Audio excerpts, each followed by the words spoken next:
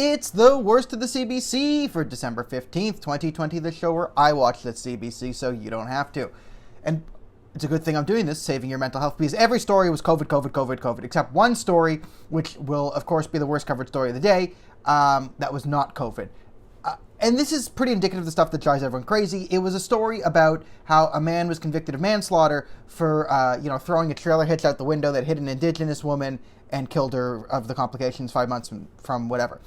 Murder, 2 charges were dropped because you needed a jury during a pandemic. So in order to get the conviction, they dropped it down to manslaughter. He was found guilty of manslaughter and convicted. And this was an evidence of racism towards the indigenous people in the judicial system because something or other.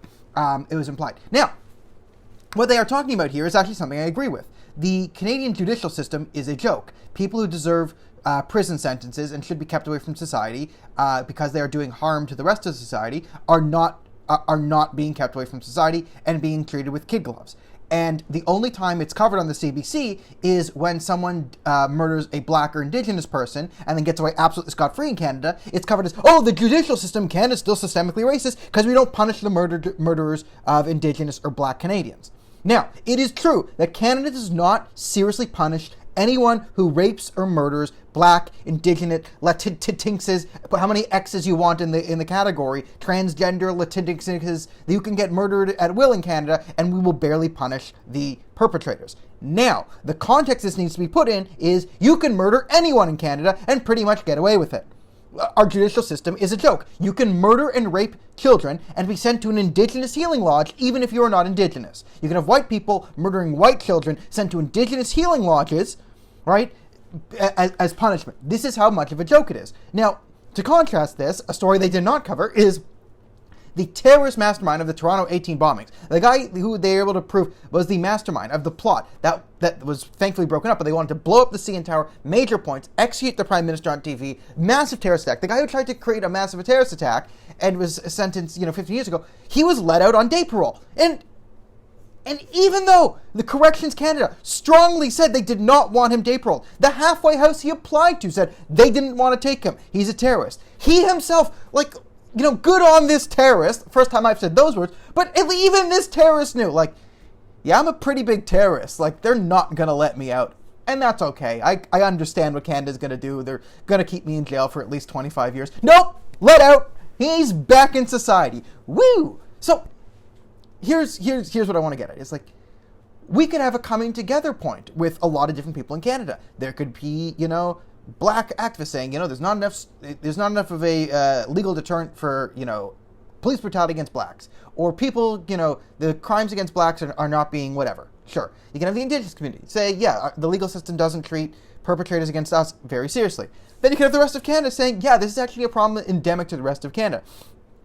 Listen, I'm all for non-incarceration for non-violent crime, right? For non-violent crime, I'm okay with a rehabilitation approach. However, for crimes where you rape and murder children, there's no leniency here. It's you go in the hole. Oh, prison's inhumane. So is raping and murdering children. Put them in jail. I don't care, right? So you have this feeling where a lot of Canadians will watch my show or what's on the right and we'll talk about, oh my God, the judicial system's an absolute joke. Unless you say, you criticize a politician, in which case they might try and put me in jail, who knows.